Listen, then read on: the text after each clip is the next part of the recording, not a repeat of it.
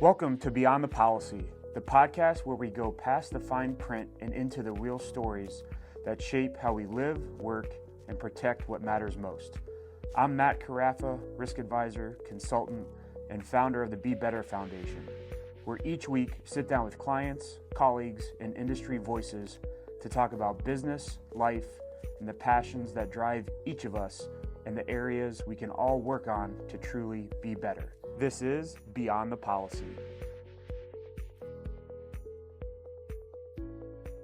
Welcome to Beyond the Policy. Excited to get into our conversation today with Caroline Keating. We'll get into how we met at a BGSU alumni event, but as we get started here, first off, thanks for taking some time, and first tell the audience who you are and what you're up to these days. Yeah, thanks for having me. I'm Caroline Keating. I am a 07 grad from BG, originally from Cincinnati. I work for a large retailer here in the Cincinnati area. I am involved in the community, so I serve as a commissioner for the Hamilton County Great Parks. I serve on a board of a nonprofit that gets inner city teens out in nature called Adventure Crew, and I do a lot of work with the American Heart Association. And then when I have time, I run a lot. I don't swim anymore. No swimming. That's my number one question. I have another friend who graduated swimmer. She hasn't swam since the day she graduated. Has it been that long for you, or? So here's the story. I used to race my dad in our alumni meet, our high school alumni meet, the day after Christmas every year. And the year after I graduated, I started training. I was teaching high school at the time. And I started training with a high school team and didn't tell my dad. And I was thinking I could try to make a comeback and see if I could keep competing. And I raced my dad at the alumni meet and he beat me. And I never got back in the pool. All right. So that's how long it's been since I've trained. I swim every year. There's a swim across the Ohio that we do in honor of my dad. So I'll dabble in that, but nothing competitively. So has running replaced your competitive advantage to meet what swimming did for you at one point? Yes, it did for a while until I had my heart condition stuff that happened. But yes, I started marathon running because I wanted to chase a goal, something different, and not have the expectations of what I used to be, as good as I once was. So I started running marathons and chased after Boston. I finally qualified for Boston, ran Boston 3 times, and then I ran a 100-mile race in 2021. So. Any of those on your future? Or is one enough? I would like to do another 100. I'm debating doing an ultra this fall, which would be any distance over a marathon. So we'll see what my schedule comes out to be. I haven't decided yet. Fair enough. Yeah, you talked a lot of things we're going to get into. And I think the first place where we met was at a BGSU alumni event for former student athletes that was talking with current college students and just asking questions. I thought it was a great event. It gave us a chance to connect as alumni that we normally wouldn't have. But I can already tell from this conversation so far, the competitiveness stays, with you, not just because you graduate or even stop swimming. You just find something else to compete in. So I guess let's go down that path a little bit and, not in the pool anymore. Obviously, you're chasing that mark and pushing it down when it comes to marathons or finding what's next. But how do you segue that into your day-to-day job and finding that competitiveness? It's interesting because I think the competitiveness sometimes in corporate America needs to be tampered a little bit because you're working on a team and you want the team to win, so you don't necessarily want to take out your peers. Sure. But you get us in a game of Topgolf and I can get very aggressive and sometimes need to walk away because I get too competitive. But I think the bigger thing, I read an article last week actually where it talked about competitive athletes and the mindset that they take into their day-to-day life, and it really hit the nail on the head for me of it's really that iron sharpens iron. You want to walk into the room, you don't want to be the smartest, you want to surround yourself with really tough people. I think back to my career, and you can probably think back to your career, of some of my best races were when I was going up against the best people. It wasn't the races that I knew I was going to win. It was the races that I was scared. I was nervous. I was ready to show everybody what I was capable of. And I think that's the same in corporate America of like, how do we go in and surround yourself with people that are going to continue to make you better? If, the quote said, if you're in the room and you're the smartest person in the room, you're probably in the wrong room. You need to get to a different room. Yep. Yeah. I saw that circle recently as well, and a lot of truth to that. Yep. And your career now, you started off in the education field. So how was that experience, and was that, and I know it gave you the chance to coach during that time, which I'm sure you love, but kind of what was that like, and your thought process and to going to where you eventually are now? Yeah, so when I went to BG, I thought I would be a teacher. Thought I'd be a high school math teacher. So that was my major. It's essentially a double major in education and math, and then I picked up a special ed minor because I couldn't student teach and swim at the same time, so I needed something to take me an extra semester. And then I went right away. I graduated in December, so I ended up doing like a long-term sub position for the rest of the school year, and then I got a full-time position at St. Xavier High School in Cincinnati, which is an all-guys school. So, I was like 23 years old teaching high school boys, but it was fun. I loved it. The boys, I think, are much more fun because you can they don't take things personally like girls do. I can say that being a girl. But once I set the level of respect and the coaching thing helped, it was a lot of fun. And at the time, the state of Ohio, you had to get your master's degree in order to keep your teaching license. So I ended up going back to Xavier and getting my MBA. And I took a class at Xavier that I really enjoyed that was in market research and studying customer behavior. So I ended up taking a job after I graduated. So I taught for 4 years and then left. But honestly, I think a lot of my education degree is what makes me good at my job today. We use a lot of data in what we do, and being a math major and a math education major, folks that aren't analytical, I can explain things to them. Very true. So that's easy. I also am really good at reading people and getting their perspective. We also, as we come in and train folks on the business, I tend to be that person that, sits down and walks them through it. I use a lot of whiteboards in our office. You get a smart board? Education. You get a smart board with you when you went for your new office? But then I also have things of deadlines matter, because I told my students deadlines matter. So I put that in emails when we need vendors to send us stuff on time. And they sometimes get Ms. Keating emails on why something was late. Because, I couldn't have lied to all my students for all those years. You got to keep true. Yeah, exactly. So one thing, again, you coached during that time too, and I've coached after, graduation at high school level. From when you were competing in high school to the kids you coached, because not everyone has the same thought process when it comes to discipline, details matter, all those different things that makes every athlete different and unique. From your coaching perspective, what do you think that process was like, and how did you manage, maybe someone that wasn't on the same level or thought process, but how did you manage that as a coach? I was lucky because St. X Swimming has kind of been a dynasty in the state of Ohio for years. And I got to work with some of the best kids that, went on to swim at the Olympic trials. Some made it to the Olympics. So I was working with high caliber athletes, which helped. But I feel like the one thing I liked most about it was being a female coach coaching in male sports. I feel like I could push them a little bit more than they normally would have been pushed. Because what are they going to do? Go home and complain that their female coach gave them the hardest workout ever? That'd be sweet. Right? So I feel like I was able to push them a little bit, and I didn't put up with their whining or complaining. And it also helped that I swam at some of the meets, the alumni meets, and I was faster than a lot of the team.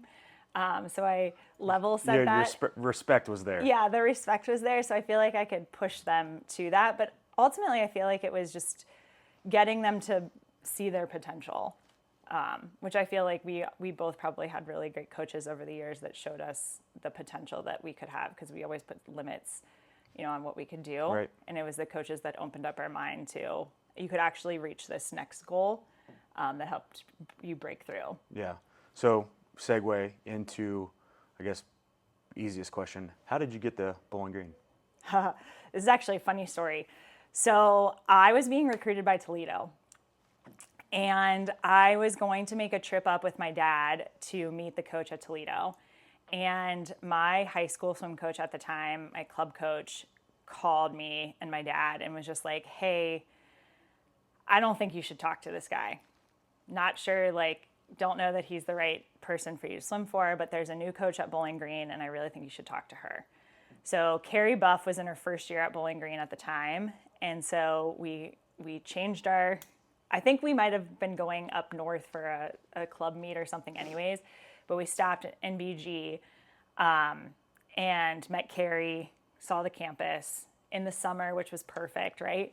And so that's how I ended up at BG. Carrie just really, I was going to sign late because at the time, you could have the early signing and late signing. I went on 2 recruiting trips. I went to Xavier and I went to Bowling Green. And Carrie just came across as like everything I needed. And that's what she ended up being. She was like my mom when I needed to be my mom. She was my coach when I needed to be my coach. She was my big sister when I needed her to be my big sister. And the team was the same way. And I'm so happy that Chris called my dad and I when we were on that drive up, because if he didn't, I don't know that I would have ended there. But if I could do it all over again, I'd make the same decision. That's awesome. And my thing, again, being from Cincinnati, going to school at Bowling Green, when I was at school, I always made the comment, man, just go to school, whoever lives here. Fast forward 15 years later, I've raised a family there and everything else, so I've seen both sides of it. But for you, your 4 years at Bowling Green, obviously swimming, competing, having that. What was your overall time like at Bowling Green, and what did you love about it? I ended up I think I came home my freshman year. Well, first I'll say, like, the first month I cried every day. I was so homesick. My college roommate, Britt, lived in just 30 minutes away, and she was just as homesick because I was just as homesick. And Carrie, like, put the seniors on us. Like, she was like, these girls are not leaving. You guys need to be watching them out. like hawks. Yeah. But then, like, once I made it through the first month, like, I never wanted to go home. I went home for the first summer, and then I ended up staying there the rest of the time and training with Carrie. But it kind of became like a second home to me. The safety of the small town, the fact that you could, like, walk down the street and see people that you knew, the athlete community was so tight. I run into folks all the time now that, I was like, I ran into one of the guys that played hockey at BG in our corporate lobby a couple of months ago, and he had lost all of his hair. But other than that, it was just, one of all the memories. So yeah, Brat House. Yeah, just same vibe. Exactly. And he's like a president of a company now, and I'm like, how did that happen? Because I would see him at Brat House. But yeah, it became like a second home, and you learn to, like, love the winter. You learn to love the beauty in that. I've been back a few times, and every time I go up there, I run around campus just to see what's new. It's changed, yeah. I still think it's so beautiful, and nobody knows because you just, like, see it from 75. You see the football stadium and keep on going. Yep, exactly. Yeah, you mentioned Carrie and that role she covered multiple different, depending on what was needed for you. But when we talk about mentorship and with sports, I always related a lot to coaches, but mentors don't have to be coaches. But who was in your corner, whether it's growing up through your high school career into college, and then now in your professional career? How do you view overall mentorship? And, I'm assuming you're a mentor for someone, whether it's coaching in the swimming world or your professional world. So kind of both ways. Who's your mentor, and then how do you take on that role and help someone other than you? Yeah. So my dad was well connected in Cincinnati. And I say this, he dragged me to networking stuff right after college, like, all the time. And looking back, like, I wish I would have taken more advantage of it. When he passed away, there at his visitation, there were, like, over 1,000 people that stood in line, and it was, like, all these, like, crazy important people from all over that just, like, they were mentors to him, but he was also mentors back. Sure. And so over the years since I've graduated, I love getting to know people and kind of hanging on with them. I have a leader that I worked for the past 2 years that I don't work directly for her anymore, but we've started going on, like, Friday walks once a month just to catch up. And I learned little tidbits about her, and like both personally, but then like I also learned something professionally. Sure. And so I feel like I call them pennies from heaven, because I feel like my dad has put these people into my life over the years. He passed away 9 years ago, but he didn't necessarily introduce them to me, but he taught me the skill of the networking piece. And I've learned so much from them. And I think it goes back to some of the education, but I naturally gravitate to just getting to know people and their story and like what I can learn from them. And I think that helps in the office, because then all of a sudden I see that I'm like grabbing coffee with all these younger associates, or even, associate peers, because we can be mentors back and forth to each other as well. But it's so important, because I'm a big perceptive person of like understanding everybody's point of view. And so it's really nice to have those different folks to, you're trying to solve something and you can't figure out like why you're, hitting a roadblock with somebody, and talk it out with somebody else. And they're like, well, have you thought about this? And you're like, no, actually that's a great idea. I never thought about that. Right.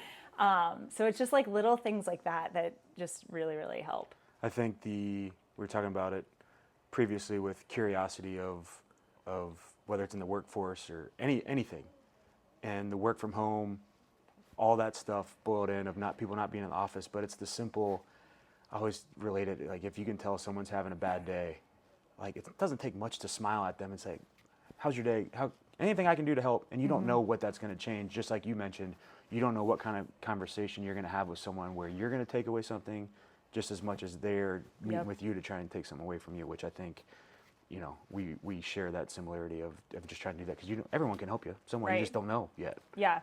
Or they could help you, down the road. Right? Like it doesn't even need to be tomorrow. Right now. Yeah. Right. Exactly. It's just the curiosity of getting to know folks. But you talk about remote work and in office. I took a big career move at the same company in 2020, and I, fully remote. I was meeting a whole new team, everything. And then quickly we were back in the office like September of 2021. And we were only in a couple of days a week, but it was that stuff where, you get off the phone call with somebody and be frustrated, and you just turn to your neighbor and almost vent, but then get advice. And you're like, I never even thought to ask you that question. And now you just made my day so much better, and made me such a better employee, and my job easier, and all this other stuff. So like, right. I'm a big proponent of being in the office, or having some type of hybrid schedule for that reason. The connection and just the things, the organic collaboration that you just don't realize is happening. Yeah, and I think you mentioned it early on your introduction of all the additional things you're involved in. And again, same philosophy, whether it's volunteer, nonprofit, that mentality you've just described can help all of those things. So again, I won't ask you what you're most passionate about, because you're involved in a lot of things and want you to pick. But I guess the overarching thing, what drives you to help, it sounds like parks, adventure, outdoor, getting a vibe on that. But what draw you to the specific ones that you're a part of? So my dad used to send out a thought of the day when my oldest brother went to college. It was a quote every day. And then, as we all went to college, we got added to the list, and he kept it up until the day he died, and my sister took over. But the first advice he'd always give on the first day of college was, if you want a degree, go to class. If you want an education, get involved. And so my junior year, I got to join the student athlete SAC, Student Athlete Association Committee, I think this is what it's called. I never got invited. I heard the letters, but never knew what they were for. Fact check me later. And that really, I was so focused on swimming, that like I really didn't have that. Like I didn't get the college experience that I probably should have until I joined SAC and started meeting people on like a very different level. And then I was elected as president my senior year and got to know even more student athletes that way. And other student-led organizations. And so when I came back to Cincinnati, I really wasn't connected as much with the folks that I went to high school with. And so I wanted to meet new folks. So I joined some running groups, but I also got involved like from a nonprofit standpoint.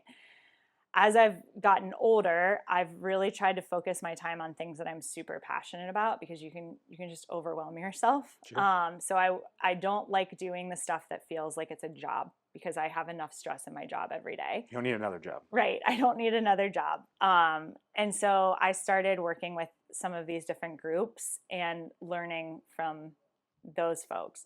I've been on Adventure Cruise board for the last 5 years, and I bring a very different perspective, because it's a lot of folks that, worked in the environment, or they worked in education. And I'm coming in from corporate America, and I'm very much like policy and, stay in your lane and all this other stuff. Quick over what do they do? So as a whole? Adventure Crew is a nonprofit that supports our city teens to get out in nature. So we Got it. teach them, we take them hiking and biking and kayaking. We actually started a swim program for them, because it's such a life-saving skill. But it's like building a sense of community and confidence in these kids. So like that board, it's just a lot of different people that I never would have met outside of that. And then I was lucky enough to get appointed to be a commissioner for Great Parks. So Hamilton County, which is where Cincinnati sits, has 22 parks, and Great Parks runs it. It's like a $70 million organization, and the judge appoints 5 commissioners. So I was lucky enough to be appointed. But it's been a huge learning experience as well, because, we have tax levies that fund our mission. You're funding a mission that is like supporting all kinds of different communities all over Hamilton County.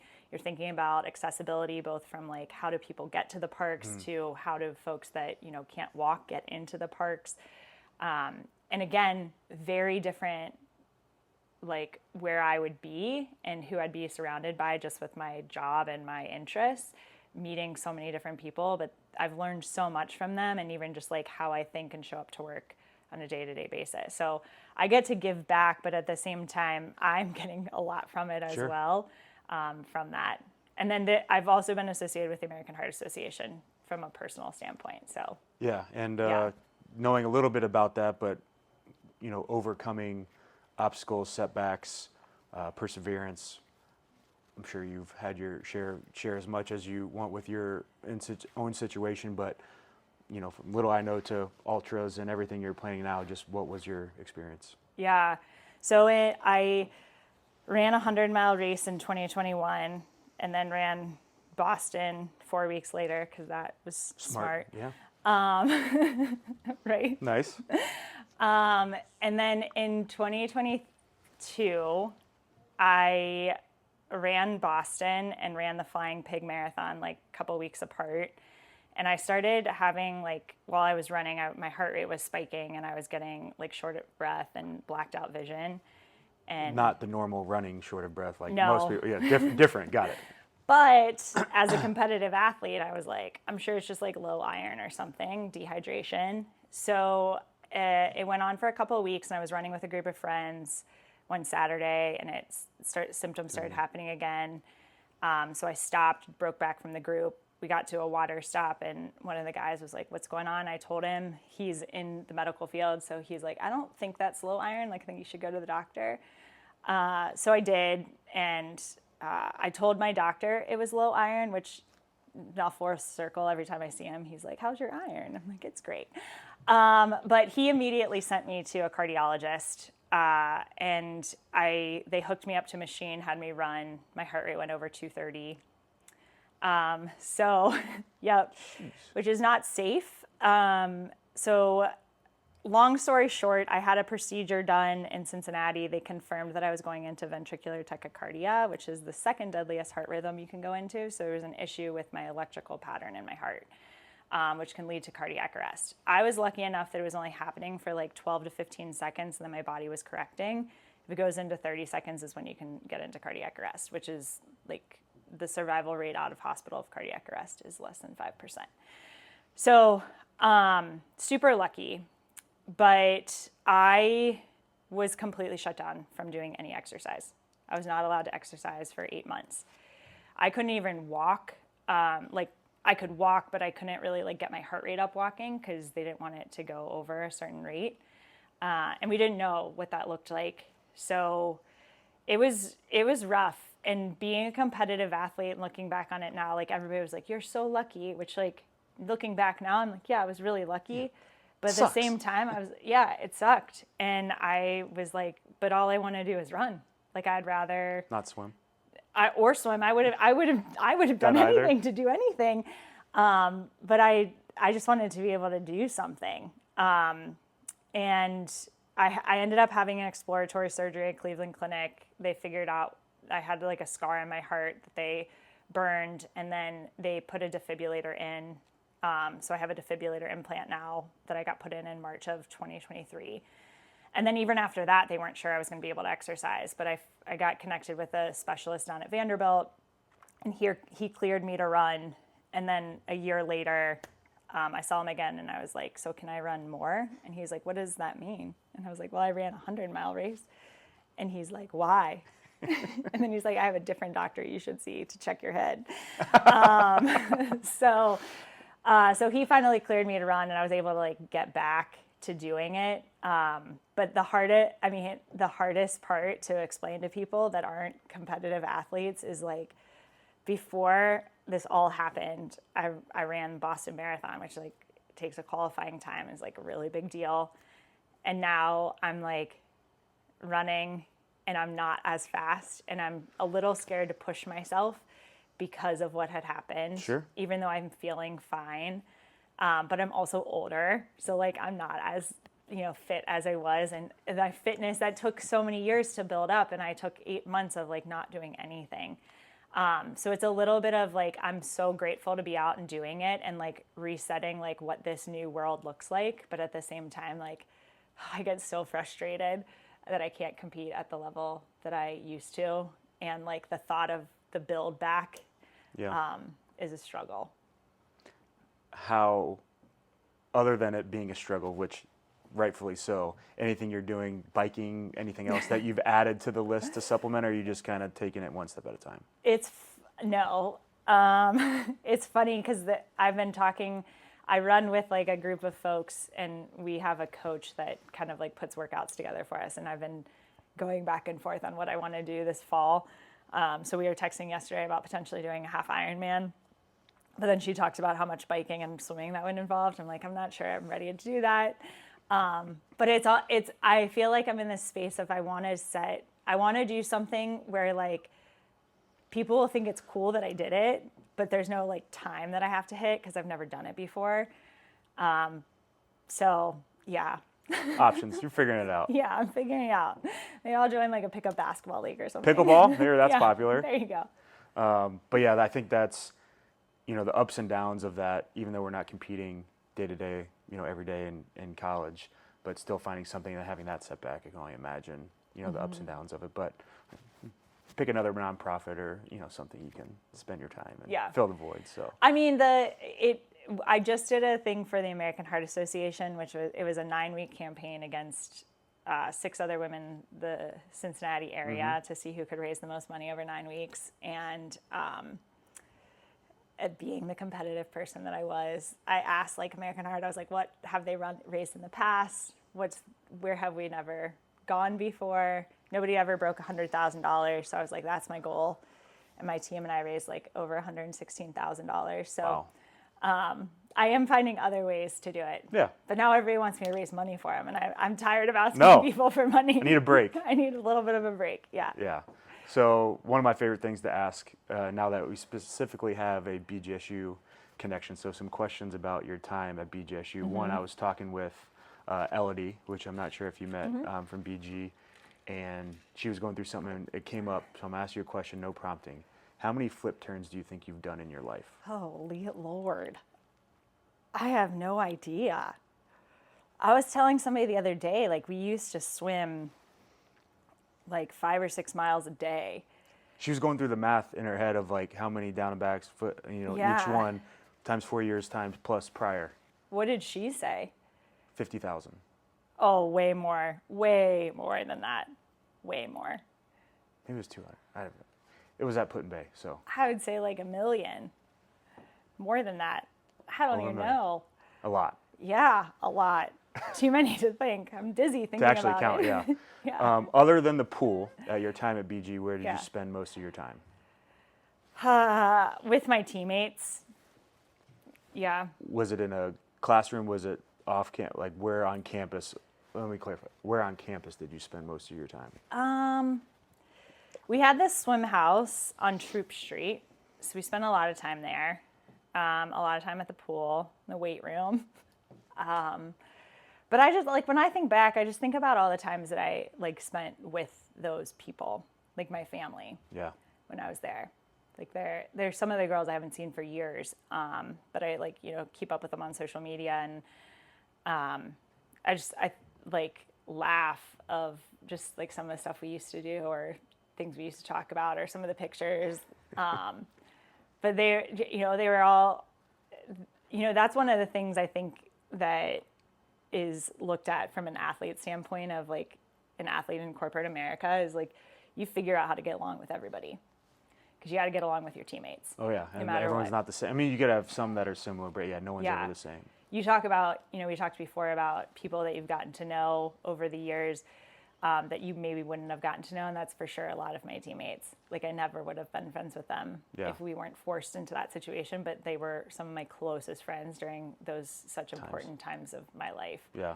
But yeah, I think a lot just about all the time that we spent together. Yeah. Favorite place to eat? Polly Eyes, for sure. Breadsticks. Breadsticks. For sure. Favorite late night hangout? I wasn't really a late night person. We went to Ziggy's a lot and Junction. And like the swim house. Yeah. But I'm still like I go to bed really early. And Even I lived in the swim house my junior year, and I would go to bed while there were parties still going on, and everybody would come in and apologize, and I'm like, stop apologizing, like I just want to sleep. leave me alone. And now you're making it worse because you keep waking me up. So yeah. Any particular season, academic, sport that sticks out to you? Championships, tough time that you had to overcome as a team? Anything that sticks out in the year, 4 years? I was thinking one of the questions you sent me ahead of time was like something like a memory of BG. And I was really good friends with Drew Nystrom, who played football. Still to this day, we're really good friends. He actually moved to Cincinnati for a little bit and then he just left me again. His wife is from Cincinnati, but I remember him coming to my swim meets, and then I would like see him out on campus. And there was one day where he said to me, he was like, I don't know why, like when you walk out for a meet, you have like your head held high and your shoulders back, like you're ready to go, like so confident. But like when you're walking around campus, you're like, you're hiding. And I never really thought about it, but I was like, I had a really strong confidence in what I was doing in the pool, but not really from like a social aspect. And I don't remember what year he told me that, but like that has always stuck with me of like a memory from BG of just like, again, some random person. I met him at freshman orientation, and we were friends all through our 4.5 years there. And I will never forget him telling me that. And when I'm going into a situation where like I need to like fake confidence, I'm going in the pool. Like I think about how I would walk up in a meet and just like have that confidence and like let the other girls be intimidated by me. And I use that a lot, more than Drew probably even knows. Yeah, that's great. I talked about someone in the insurance business and, athletes, and we were talking about like locker room music, like what you have, and he transferred it all the way over. Like if there's a big sales presentation, we're playing the song, we're all getting jacked up in the car, like let's go win. And I don't think, like people don't understand that aren't in the competitive, like you're just going to the meeting. No, I'm going to win. Yeah. Like I don't care what it is you're winning, I'm going to win. Like there's always that task there, and I think that's an interesting one because I think about it a lot. You don't, at the time, well, whatever, but you think 15 years later, whatever, it still sticks with you and you still get something from it. I think that's huge. Yeah. I think the other pivotal moment for me was my junior year at our MAC championship. My sister swam for UCLA, so she wanted to be the small fish in the big pond. I wanted to be a big fish in a small pond. I didn't want to have to compete against her anymore. but she was in her senior year. So my dad went to her conference meet, which was the same weekend as Max. And so my mom came to watch me swim. And I had the best meet of my life. Like I walked away placing top 3 in 3 events, set 3 school records. And I remember Carrie calling my dad and telling him he could never come to a meet again. But it also, like, I just remember how the team finished and how the team celebrated each other and how excited we were to be there together. And I don't even think it was the highest we finished in Max in all 4 years, but it just stuck to you. Yeah, and how everybody was just excited for people to succeed. And I think swimming is that unique sport. It's individual. I mean, you got relays and things, but it's mostly an individual thing with a team environment, which I think adds a unique dynamic as well. Yeah, for sure. You don't realize, like, it's just like running. That's, I think, why I like running so much. It's super selfish and an individual sport, but you don't realize how much your teammates matter. Right. A few questions as we wrap up. One, freshman, Caroline, what would you say if you told her what you're doing now? What do you think that conversation would be like? I think she would be shocked. Yeah. I think she'd be shocked at all the things that have happened and how I've grown from it and the confidence I've gained. I think she'd be shocked. Yeah. And last one, as we wrap up here, since we're both BG, I would say someone considering being a future Falcon and them, that senior year, high school, looking to, whether it's sports or not, what would you tell someone entering into Bowling Green specifically? What advice would you give them throughout that they could take with them? Keep their shoulders back, keep your head up, be confident. What would that advice be to incoming freshmen today? I think it'd be the same advice my dad gave me of if you want a degree to go to class, but if you want an education, get involved. Because I think, like, I was a math education major, and now I'm doing something completely different, and I'm pretty good at it. And you don't have to have it figured out on day one, and it's the people that you surround yourself with. It's the soft skills that you learn, because, like, we can teach you any job. It's the determination and the networking and the communication and the getting along with people that you can't train. Right. And you learn that by getting to know more people and those connections and all that. Yeah. Couldn't agree more. So anything else as we wrap up today? No, thanks for having me. Thanks for taking the time. And Yeah. thanks for joining in today. And we'll catch you on the next episode of Beyond the Policy.